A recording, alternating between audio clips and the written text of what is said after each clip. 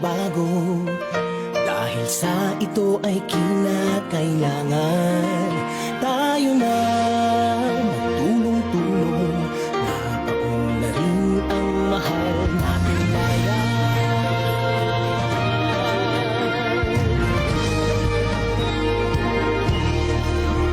Panahon na magbabago at ayos ang mga dapat ayusin.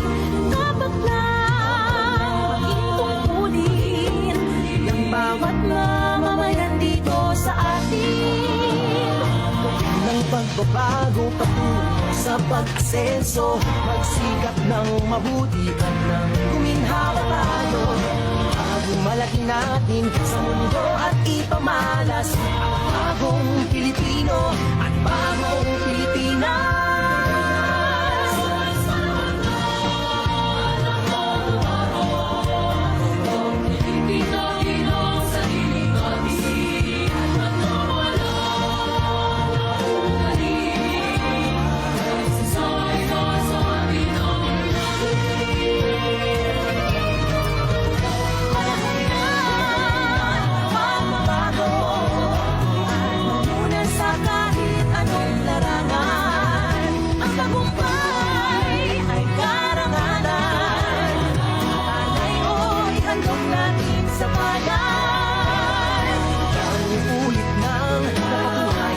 Pilipino